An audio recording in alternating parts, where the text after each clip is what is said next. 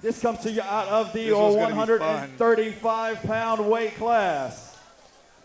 First fighter fighting out of the blue corner, standing 5 foot 9 inches tall with a 3-2 record. Fighting out of Atlantic MMA, please welcome Dylan, the Villain.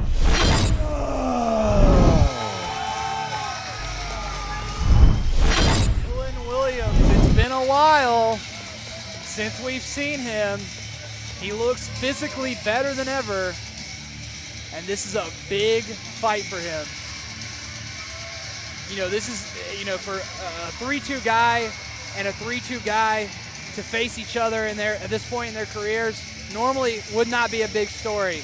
The story of this fight card has been this fight. It seems to be the one that people respond to the most.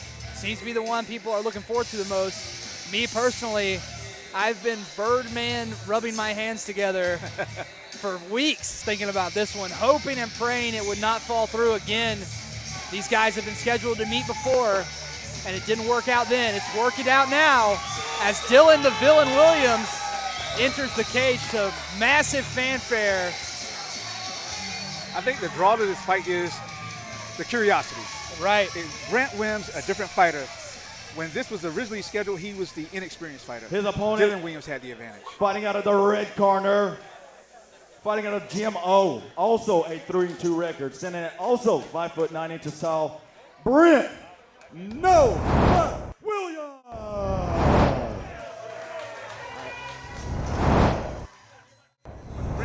went on a tear and just started fighting. Yeah. And he gained a lot of experience in a short period of time. And now he's my favorite for this fight. And he's going by no luck these days, but I call him Too Much. Brent Too Much Williams, because online this guy can be a little much. And he's brought a lot of the eyes to this fight with his words and his promises about what he's going to do to Dylan Williams. I mean, one night, I'm hanging out with the boys.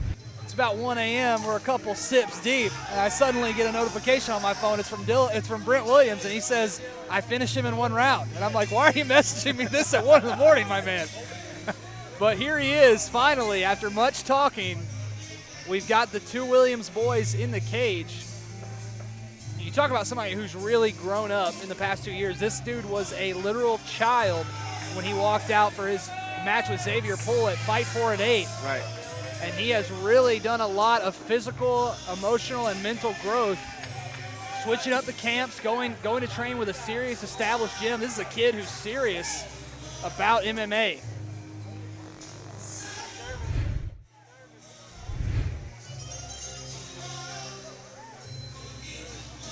Look at that look on the face of the villain. This is a serious fight. Dylan Williams is raring to go.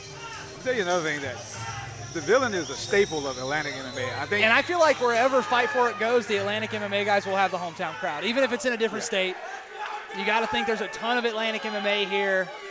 Brent Williams loves it. Finally, these two guys. Oh!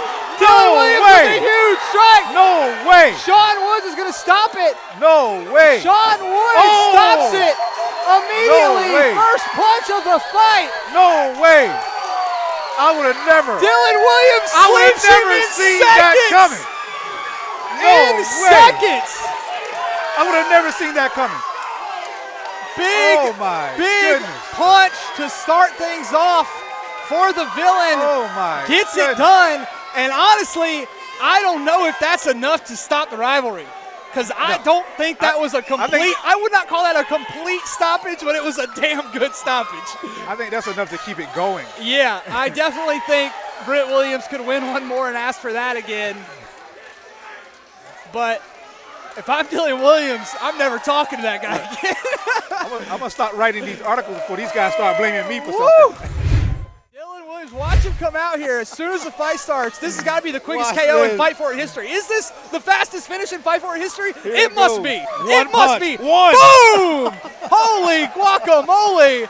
And honestly, I don't know what Sean Woods was looking for there, because in my opinion, Brent Williams immediately is defending himself.